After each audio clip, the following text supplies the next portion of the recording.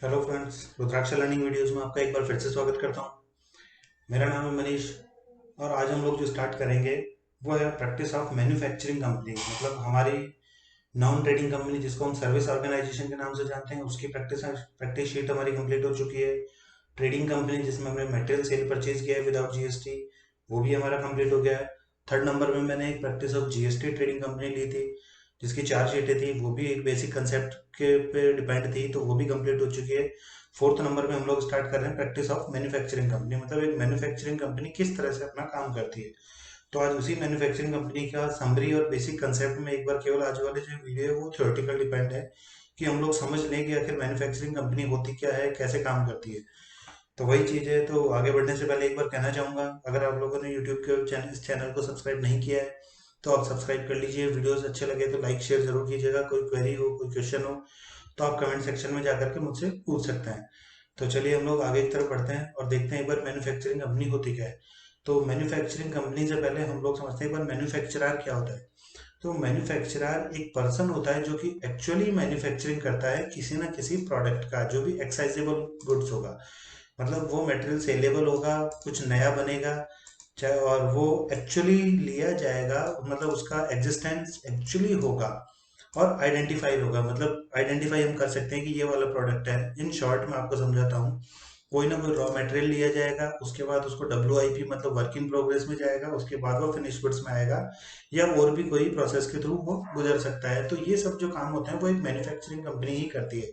मतलब मैन्युफैक्चरर उसे ही बोला जाता है जो किसी एक प्रोडक्ट की शक्ल को चेंज करके दूसरा प्रोडक्ट बना दे, या यूँ कह दें कि उसी में मॉडिफाई करके उसको कुछ और बना दे, तो वो मैन्युफैक्चरिंग होती है। तो ये होती है मैन्युफैक्चरिंग ऑर्गेनाइजेशन। अब मैन्युफैक्चरिंग ऑर्गेनाइजेशन को हम लोग समझने के लिए पहले अपने आप को हमको ये मानना होगा कि हम ही मैन्युफैक्चरर हैं। तो अगर हम मैन्युफैक्चरर होते तो हम क्या क्या काम किस किस तरीके से करते हैं, तो कुछ एक क्वेश्चन हमारे माइंड में रहने चाहिए। जैसे व्हाट विल बी प्रोड्यूस्ड, हमें क्या बनाना है। तो ये क्वेश्चन आपके माइंड में हमेशा रहना चाहिए। अगर आप एक मैन्युफैक्चरर हो तो हमें क्या बनाना चाहिए।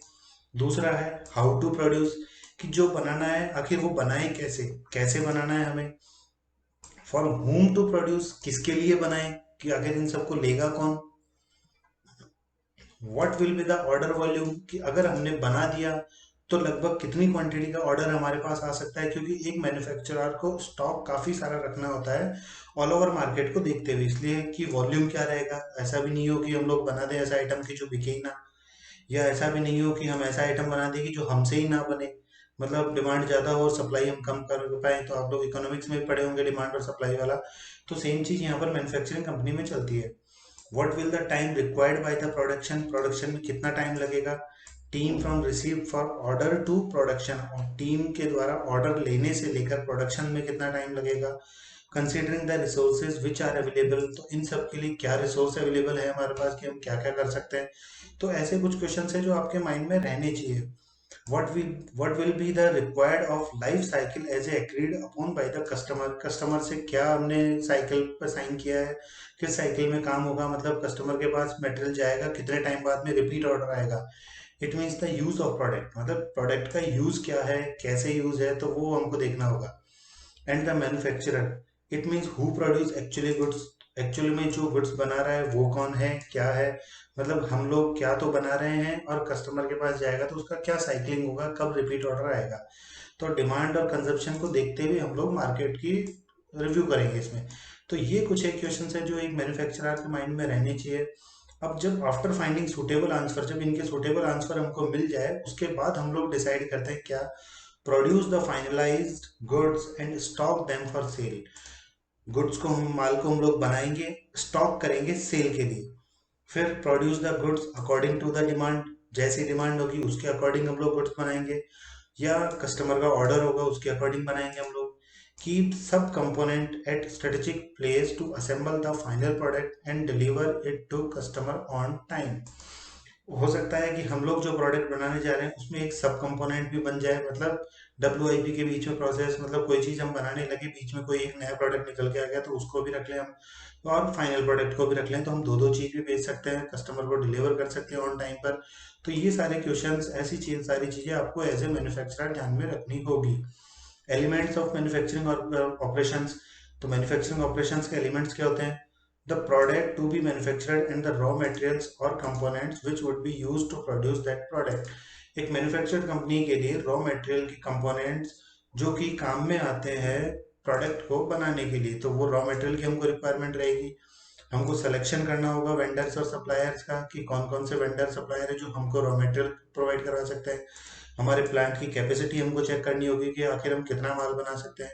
Choosing suitable equipment and processing technology की जो भी हम प्रोडक्ट बनाना चाह रहे हैं उसके लिए एक सूटेबल इक्विपमेंट मतलब मशीनरी हो हमारे पास, और उस प्रोडक्ट को प्रोसेस करने की टेक्नोलॉजी हमारे पास हो।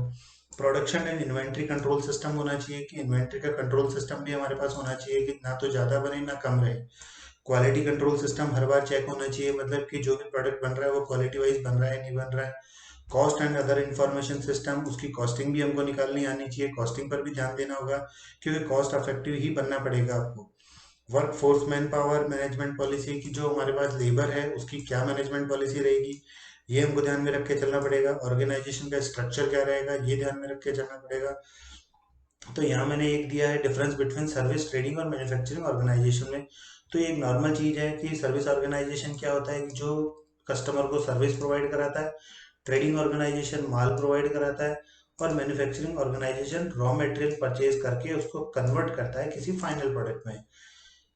सर्विस ऑर्गेनाइजेशन में कोई परचेज प्रोडक्ट का परचेसिंग इन्वॉल्व नहीं होता है, और ट्रेडिंग ऑर्गेनाइजेशन में सेल के लिए हम लोग डायरेक्टली मटेरियल परचेज करते हैं, एज इट इज सेल कर देते हैं। यहाँ पर रॉ मटेरियल परचेज किया जाता है और उसी को कन्वर्ट किया जाता है और फिर मटेरियल बेचा जाता है। Processing the goods, the cost of service provided depends upon the demand of such as service, there is no inventory. Service organisation में कोई इन्वेंट्री नहीं होती इसलिए प्रोसेस नहीं होता।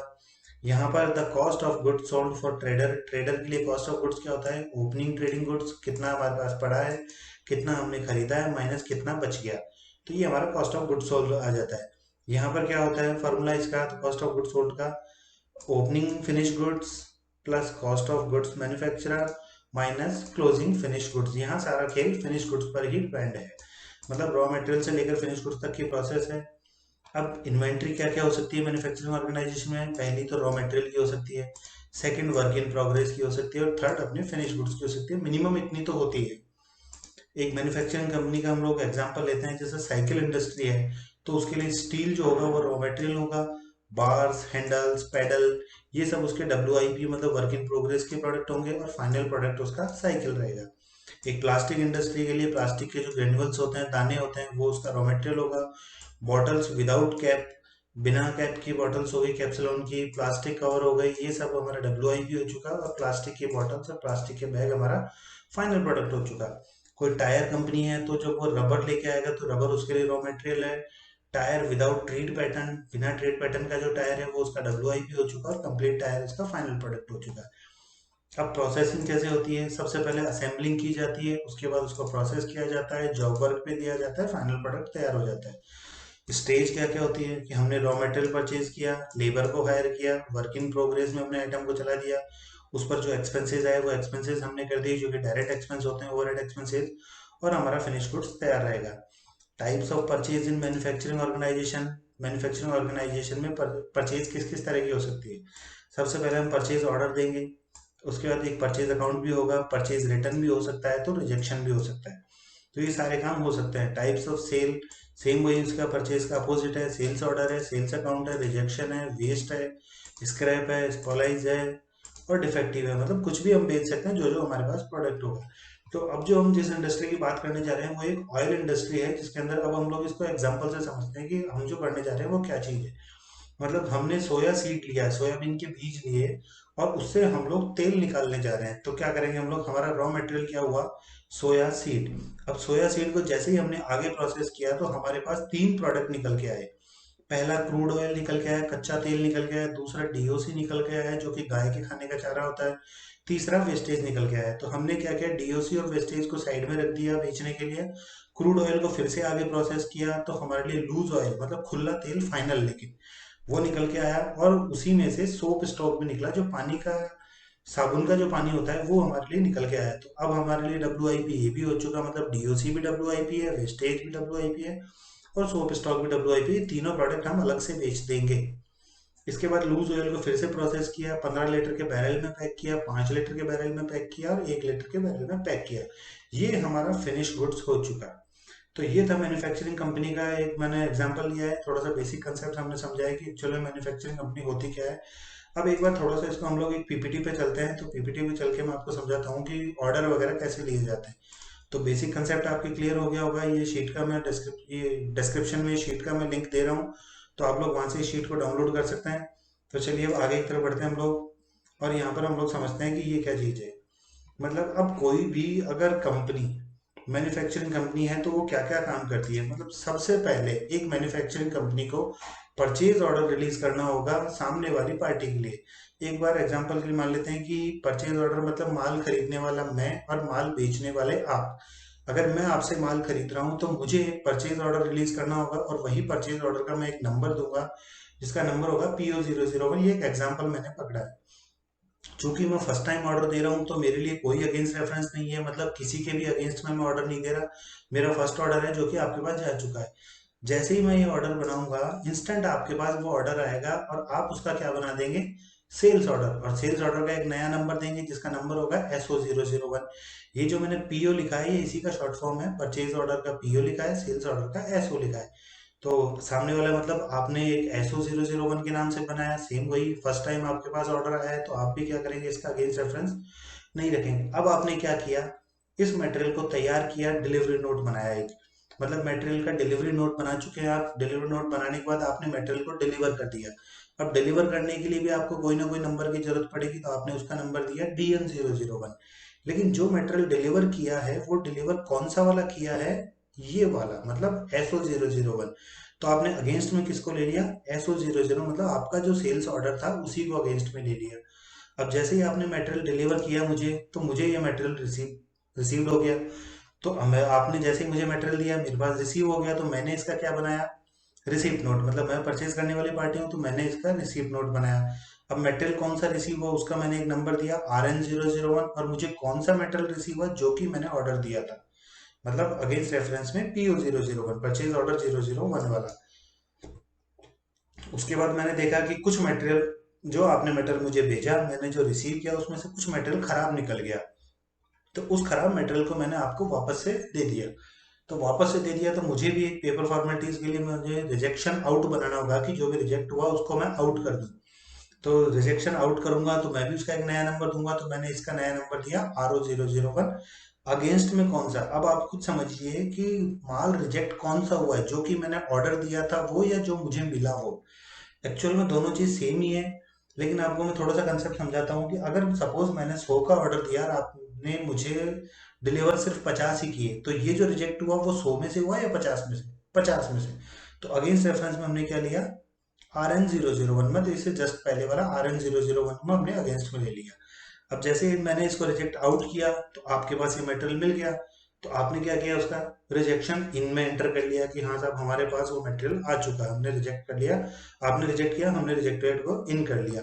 अब इन कर लिया तो रेफरेंस दिया मैंने RI001, मतलब रिजेक्शन इन 001।